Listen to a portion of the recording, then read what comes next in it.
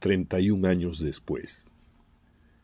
Se acerca el final del juicio por el asesinato del legendario dirigente sindical Pedro Wilka Texe, el hombre que se enfrentó a Fujimori desde el liderazgo de la CGTP. Su viuda, Marta Flores Gutiérrez de Wilka, recuerda que aquella mañana empezó como cualquiera otra en casa.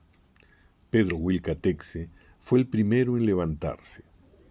El entonces secretario general de la Central General de Trabajadores del Perú, CGTP, siempre se levantaba antes de que amaneciera. La rutina siguió con los desayunos y despabilar a sus dos hijos adolescentes. Se sentaron a la mesa y planearon la semana. Era 18 de diciembre, en vísperas de las fiestas navideñas, y había muchas cosas por hacer. Pedro Wilka sería asesinado una hora más tarde. Y aquella tragedia persigue a la familia desde hace 31 años. Eran casi las 8:30 de la mañana cuando Wilka salió de casa con Julio César, su hijastro, y Flor Wilka, su hija mayor. Subieron al coche que tenían aparcado frente a la casa. La madre se quedó en la puerta para despedirlos. La avenida Las Palmeras estaba inusualmente vacía. El niño se subió al asiento del copiloto y Flor en el asiento trasero. Cuando Wilka se disponía a encender el coche, apareció un sujeto, se plantó frente al carro y empezó a disparar. Entre la confusión y el pavor de la familia, de repente apareció un pelotón armado. En el reporte policial dice entre 8 y 10 sujetos, que empezó a disparar contra la casa y el asfalto. Flor, de 15 años, corría desesperada del coche a la casa y de vuelta al coche donde estaba el cuerpo de su padre. La viuda de Wilka recuerda que se quedó paralizada y solo reaccionó cuando escuchó a sus dos hijos pequeños llorar desconsolados en el segundo piso. José Carlos, de 5, e Indira, de 4 años. Los agresores aprovecharon los minutos de terror para fugar a pie. Han pasado casi 31 años desde la muerte del sindicalista y sus asesinos siguen impunes. El próximo martes 31 de octubre, la familia quizá reciba justicia. La cuarta sala penal dictará sentencia. Quieren pensar que esta vez la justicia va a estar de su lado. Los principales acusados son Vladimiro Montesinos, al que se le imputa la autoría intelectual, y Martín Rivas, presunto autor mediato. Pedro Wilka nació en 1949 en Cusco. Al terminar el colegio, empezó a trabajar como obrero de construcción civil para mantener a su familia. Mi papá era de una familia campesina, cuenta Flor Wilka.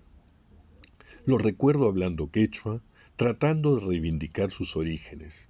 Siempre se esforzó mucho en su trabajo. Le gustaba sobre todo colaborar con sus compañeros. Así se hizo dirigente sindical, viendo las injusticias que sufrían. Destacó enseguida en el movimiento sindical y antes de cumplir los 25 era el secretario general de la CGTP en Cusco. Él trabajaba hasta los sábados en la mañana, pero el resto del fin de la semana nos lo dedicaba siempre a nosotros, dice Flor Wilka. Marta Flores Gutiérrez nunca se volvió a enamorar. Todavía sueña con él. Era una persona muy humilde, muy decente. Cuando le regalaba camisas, que quizá eran feas, me daba igual las gracias. Cuando la comida me salía salada, igual se la comía, sin decir nada nunca. Él se hacía querer por todos, hasta los empresarios lo querían. Eso sí, él nunca les aceptó ni una taza de té. Dice: en 1990, Pedro Wilka salió elegido secretario general de la CGTP.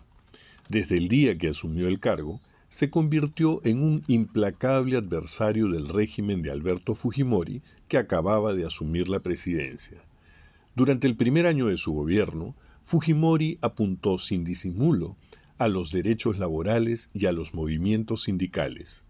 En 1991 se puso en marcha la reforma neoliberal que exigía enterrar el sindicalismo. Pedro Wilca lideró una férrea oposición. Organizó paros, protestas y marchas, y era uno de los pocos rostros visibles de la insubordinación al régimen. La noche del Fujimorazo, el 5 de abril de 1992, Wilca, a través de la radio, llamó a la resistencia. En un par de horas, vehículos blindados del ejército rodearon la sede de la CGTP. Wilca no dio muestras de intimidación. En los meses que siguieron, redobló su rebeldía. A principios de diciembre de 1992, Pedro Wilca se plantó en la Conferencia Anual de Ejecutivos, CADE, y demandó la necesidad de llegar a un acuerdo nacional para proteger a los trabajadores. La respuesta de Fujimori fue directa y tajante. El dictador tomó la palabra justo después del dirigente sindical y dijo: «Este ya no es el país donde mandan las cúpulas de la CGTP o el SUTEP, o las huestes de Sendero Luminoso y el MRTA, o los caciques de los partidos tradicionales». Días más tarde, Wilca sería asesinado delante de su familia. Esa mañana, cuando lo mataron, ya tenían todo preparado.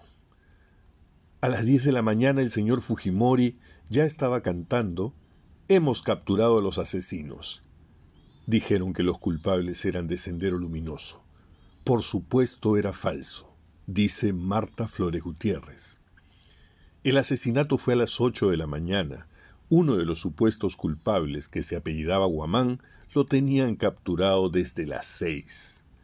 Otro, un vendedor que estaba saliendo con sus mercancías, tenía más de 60 años. Yo le dije a la policía cuando me enseñaron a los arrestados que ellos no eran. La policía insistía que sí. Y para marearme me llevaron de comisaría en comisaría, enseñándome librillos con fotos de denunciados. Me decían: ¿es este?, señalando fotos. Absolutamente no, nunca lo acepté. Yo vi a los asesinos esa mañana. Yo vi a Martín Rivas, añade. La Dirección Nacional contra el Terrorismo de la Policía Nacional concluyó que, según sus investigaciones, los responsables del asesinato eran integrantes de Sendero Luminoso. La organización terrorista también odiaba a Pedro Wilca. Abimael Guzmán, sin embargo, siempre negó la imputación de ese crimen. Los supuestos culpables, según la DIRCOTE, fueron Margot Cecilia Domínguez Berrospi, Hernán Ismael Dipas Vargas, Percy Clodoaldo Carguás Tejado, José Marcos Iglesias Cotrina, Yuri Higinio Guamán Gabán y otros terroristas no identificados.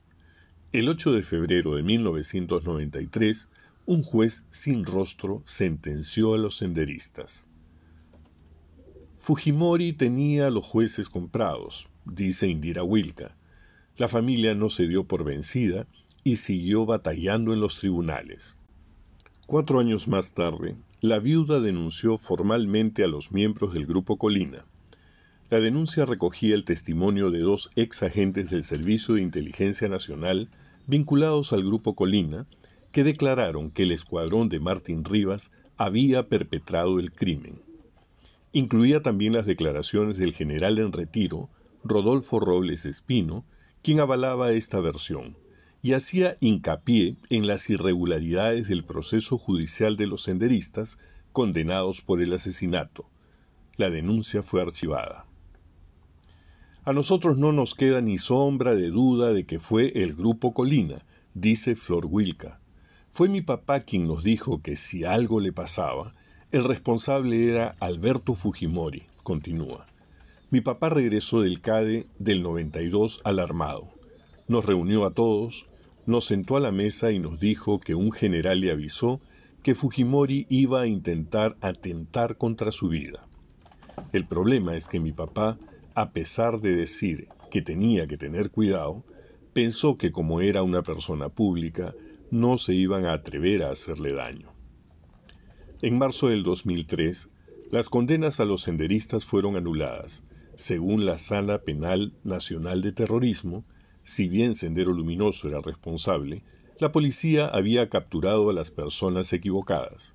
Un año más tarde, la Corte Interamericana de Derechos Humanos determinó que la ejecución de Wilca fue una violación de los derechos a la vida, a la libertad de asociación y a la justicia. La sentencia añade que la ejecución de Wilca tuvo motivación política. Fue producto de una operación encubierta de inteligencia militar, tolerada por diversas autoridades e instituciones nacionales y motivada por la posición crítica al gobierno fujimorista. El Estado peruano se vio obligado a aceptar su responsabilidad. Recién esta es la primera vez que se hace un juicio para investigar de verdad el asesinato de nuestro padre, dice la excongresista Indira Wilca. Por primera vez han recogido el testimonio de la familia, continúa. Por primera vez están recogiendo los testimonios de varios agentes del Servicio de Inteligencia, del congresista Jorge del Castillo, que apuntan al Grupo Colina. Las pruebas recabadas todos estos años han desbaratado todos los argumentos de la dictadura de Fujimori. El juicio por el asesinato de Pedro Wilca empezó hace casi 7 años. Además de Montesinos, están imputados como autores intelectuales Julio Salazar Monroe, Juan Rivero Lazo y Federico Navarro Pérez. Como ejecutores se encuentran Jesús Sosa Saavedra y Nelson Carvajal García, capitaneados por Rivas. Hay cosas que nos preocupan, claro, sigue explicando Indira Wilca. Por ejemplo, que ha habido personajes como el general Arriola que trataron de inmiscuirse en el caso. Estoy convencida de que lo hizo en coordinación con agentes del Grupo Colina. Nosotros sabemos lo que significa el legado de Fujimori, su capacidad de operar como una mafia, el poder que tienen a nivel del sistema de justicia. Entendemos el componente mediático y la estrategia de la prensa para distorsionar los hechos, añade la hija menor de Pedro Wilca. Durante estos 31 años, la familia Wilca ha sufrido el acoso y terruqueo de la derecha. Estas últimas semanas, según se ha ido acercando la lectura de la sentencia, los hostigamientos han recrudecido. En la casa de Pedro Wilca dicen estar curtidos. En los 90, los operadores del fujimorismo tenían todo el poder y a la sociedad peruana asustada. Si bien el gobierno de Boluarte también es autoritario, es diferente, porque los peruanos ya no creen sus mentiras. La gente, dice Indira Wilca, está indignada. Sufrimos muchísimo la muerte de mi esposo, dice Marta Flores Gutiérrez, pero tuvimos que salir adelante. Caímos en una depresión profunda tras su muerte, pero sabíamos que él hubiese querido que sobresalgamos. Termina. Hasta ahora no nos hemos recuperado, dice Flor Wilca entre lágrimas, y concluye. La ausencia de nuestro padre nos va a doler para siempre, todos los días. 31 años después seguimos en lo mismo, buscando la condena de los culpables. Recordarlo siempre tan firme nos inspira a seguir luchando.